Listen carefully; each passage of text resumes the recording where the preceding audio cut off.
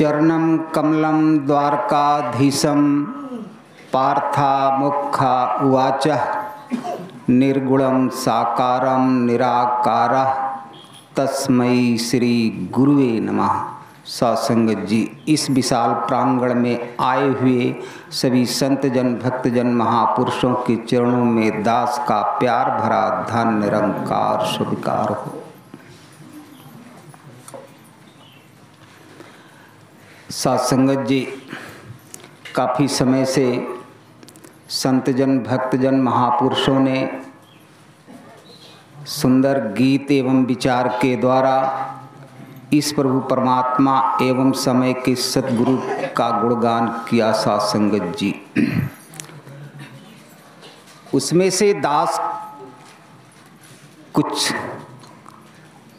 बात याद आई। जैसे महात्मा राजा राम नरेश जी महाराज अपनी वाणी में फरमा रहे थे, सत्संगत जी, तू आया इस जहां में तो क्या किया, जो कुछ किया सो शरीर के लिए किया। सत्संगत जी, आत्मा के लिए नहीं किया। रेशमी कपड़े पहने, अच्छे भोजन किए, शरीर के लिए किया, पर आत्मा के लिए तूने क्या किया? तो महात्मा जी के कहने का भाव था कि आत्मा के लिए भी कुछ कर ले तू। उठ जाग मुसाफिर भोर भई रैन कहाँ अब सोवत।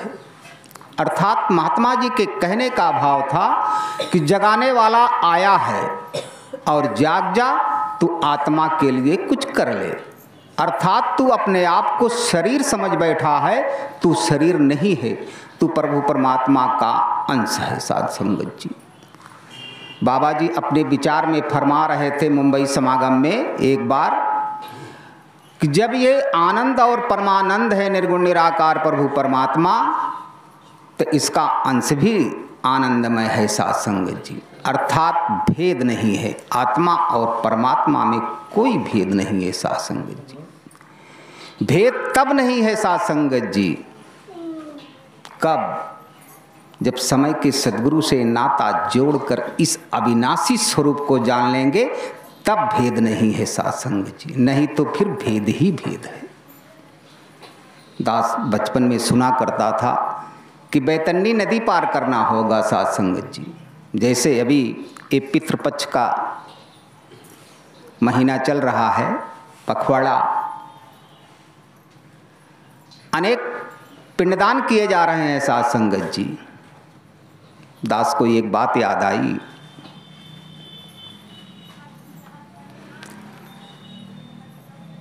एक परिवार के बुजुर्ग जो थे, उन्होंने अपनी उम्र सीमा को बिता करके उनकी शरीर छूट गई। साध संगत जी, और वो सब नरकगामी हो गए।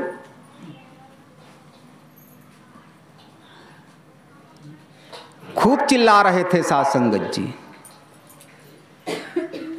नारद जी महाराज उसी रास्ते से जा रहे थे, देखा तो, और सब कोई चिल्ला रहे थे, पर ये इनका परिवार बड़ा जोर शोर से चिल्ला रहा था।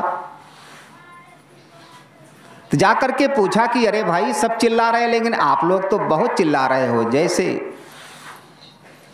कोई बड़ी वस्तु खो गई है। जो संसार की दशा है, जो इसमें आए हैं उनकी दशा है, तो आपकी वही दशा है। बोले नहीं, मुझे बहुत बड़ा कष्ट है। साध संगत जी, आप ही इसका कुछ उपाय बताइए। तब उन्होंने कहा कि भाई, हमारे घर में एक बालक जीवित अवस्था में है, उसे जाकर के आप कह दीजिए कि वो भगत हो जाए, मैं इस नरक से मैं बाहर हो जाऊंगा, मुझे निकाल दिया जाएगा। ये संदेशा उनके घर तक पहुंचा। तो बालक ने तो मान लिया कि हाँ, हम भगत हो जाएंगे। साध संगत जी, पर बालक की पत्नी नहीं मानी कि हम भगत हो जाएंगे। उसने विचार तो किया कि हम भगत हो जाएंगे, नरक से निकाल करके उन्हें झूरे स्थान, सूखे स्थान पर बिठा दिया गया। लेकिन थोड़ी देर में जब उनकी पत्नी ने विचार बदल दिया, तो अब वो बालक क्या करे, उन्होंने भी विचार बदल दिया, फिर से उसी में ढकेल दिए गए। साथ संगत जी फिर चिल्लाने लगे। फिर वो महात्मा कहते हैं कि भाई अब क्यों चिल्ला रहा है? बोले भगत के लिए उसने हाँ बोल दिया था, पर उसकी पत्नी नहीं मानी, फिर से मुझे इसमें ढकेल दिया गया। तब नारद जी कहते हैं कि अच्छा ये बताओ, तुम्हारे घर में कोई ऐसी वस्तु बताओ जो कि पूर्ण रूप से विश्वास की जाए कि मैं वहां से आ रहा हूं। तब उन्होंने कहा कि हाँ बताता हूं, वो जो मेरे दरवाजे की आगे डेहरी वाली बात है, जैसे भी महात्मा जावेद जी महाराज वो बात कह रहे थे कि जिसका डेहरौचा सुंदर है, साफ सुथरा है, उसके घर के प्राणी भी साफ सुंदर है। साथ संगत जी फिर वो महात्मा जी साधु की बात बताए। दास को एक दूसरी बात याद आई इसी रास्ते में। मुंबई चेंबूर भवन में महात्मा जी ने विचार किया कि बाबा जी आए हैं, 2 दिन रहेंगे, दास उनका दर्शन करे चरण स्पर्श करके। एक महात्मा जी के पास दास पहुंचा और उनसे अरदास किया कि महात्मा जी ऐसी ऐसी बात है, बाबा जी चेंबूर भवन में आए हैं, दास उनका चरण स्पर्श माथा टेकना चाहता है। कहा ठीक है महात्मा जी जाइए, आपको दर्शन हो जाएंगे। दास सुबह 9 बजे पहुंचा, लंगर चल रहे थे, कैंटीन से चाय पी जा रहा था। एक सेवादार मिले, दास की ही तरफ के थे। दास ने उनसे अरदास किया, बोलते हैं महात्मा जी पहले आओ, हाथ पैर धो, पहले चाय पियो, बाद में फिर बाबा जी की बात करते हैं। दास को जैसा संदेशा मिला, दास वैसा ही किया। फिर महात्मा जी से कहा, महात्मा जी अब बाबा जी की बात बताइए, चरण स्पर्श कितना बजे होगा?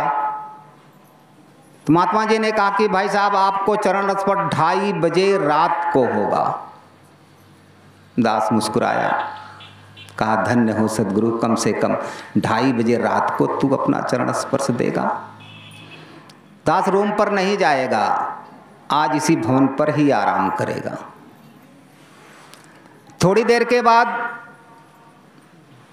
पता चला कि बाबा जी इस कोठी, इस कमरे से निकल करके जहाँ ये महात्मा मोतीलाल जी महाराज अपनी रसीद बुक लेकर के बैठे हुए, इतनी दूर पर वो भवन था। साथ संगत जी बाबा जी इस कमरे से निकल करके उस भवन में जाएंगे।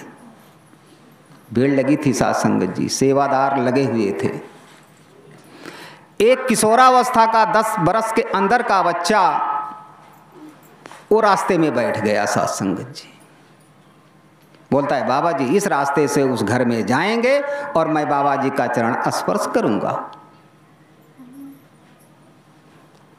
सेवादार भाई बहन आए, उसे अरदास किया कि भाई साहब आप जरा किनारे बैठ जाइए। जैसे महात्मा जी ने कहा कि महात्मा जी जरा आप थोड़ी बगल हो जाते तो राजा की सवारी जा रही है, अड़चने ना होती। उससे कई एक महात्मा अरदास किए कि महात्मा जी आप बगल हो जाइए। दास सत्य बात कह रहा है, दास के आंखों की देखी हुई बात है। अब धीरे धीरे छोटे अधिकारी, बड़े अधिकारी, सेवादार, भाई बहन सब ने कहा, लेकिन वो महात्मा हटने को तैयार नहीं। बीच में ये संदेशा बाबा जी के पास पहुंचा। बाबा जी हाँ, एक बालक है रास्ते में बैठा हुआ है, उसे सब ने समझाया लेकिन वो आगे जाने को तैयार नहीं है। तो बाबा जी मुस्कुरा करके कहते हैं कोई बात नहीं है, उसे बैठे रहने दो, दास थोड़ा बगल से चला जाएगा। जैसे महात्मा जी ने कहा था कि राजा कह रहे हैं कि हम थोड़ी सी बगल से होकर के चले जाएंगे। साथ संगत जी नदी उसी को कहा जाता है साध संगत जी, अगर नदी के रास्ते में अगर पहाड़ आ जाता है तो पहाड़ को वो गिरा नहीं देती है साध संगत जी, वो अपनी सरलता से बगल से हो करके निकल करके पहाड़ को क्रॉस करते हुए आगे की ओर राह गह लेती है साध संगत जी। बाबा जी ने वैसा किया, दास देख रहा था। बाबा जी जैसे कमरे से बाहर अपने कदम को रखा, वैसे वो महात्मा उठ करके बाबा जी के चरणों पर अपना माथा टेक दिया।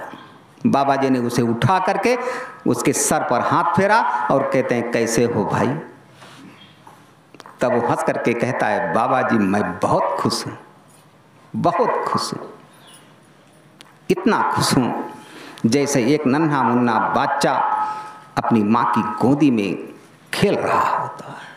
बाबा जी हंसने लगे और बाबा जी की मुस्कुराहट को देख करके सेवा दल और जितने भाई बहन वहाँ एकत्रित थे सब हंस पड़े साध संगत जी। वाह रे वाह सदगुरु, तू इतना दयालु है कि वो तुरंत जा करके बाबा जी के चरणों में गिरा और बाबा जी ने उसे गोदी में उठा करके कहते हैं ठीक है बालक, ठीक है, ठीक है।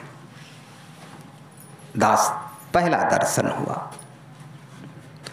थोड़ी देर के बाद वो जो सेवादार के महात्मा जी मिले थे उन्होंने अपना बिस्तरा बता दिया था कि आप यहीं पर विश्राम कीजिए, अब तो 2:30 बजे रात को बाबा जी के दर्शन होंगे। ठीक है महात्मा जी, दास वहीं बैठा था। इतनी देर में पता चला कि बाबा जी अब सत्संग भवन के दूसरे महले पर बाबा जी चरण स्पर्श है। समय कितना हो रहा है, 2:25 हो रहे हैं साध संगत जी, दिन के 2:25 हो रहे हैं। दास ने जब सुना सदगुरु का शुक्राना अदा किया कि धन्य हो सदगुरु, जहाँ तो 2:30 बजे रात को दास को दर्शन देने वाले थे, अब ये 2:30 बजे दिन को दर्शन हो रहा है। दास वहाँ पहुँचा, पीछे वाली लाइन में खड़ा हुआ। इतने में बाबा जी ने क्या किया, जो कुर्सी पर बैठे थे बाबा जी ने कुर्सी छोड़ दिया अर्थात खड़े हो गए। दास का कलेजा धक धक करने लगा, कोसने लगा साध संगत जी कि सदगुरु भी उपस्थित है, समय भी उपस्थित है, दास भी उपस्थित है, पर चरण स्पर्श नहीं होगा, क्या महात्मा की बात गलत हो जाएगी? नहीं, कभी ऐसा नहीं होगा, महात्मा की बात गलत नहीं हो सकती साध संगत। बाबा जी खड़े खड़े अब दर्शन दे रहे हैं। दास सबसे पीछे बाबा जी के चरणों पर अपना माथा टेका और बाबा जी ने मुस्कुरा करके हाल और चाल पूछा। कहते महात्मा जी कैसे हो? दास ने कहा बाबा जी आपकी कृपा से सब ठीक है साध संगत जी।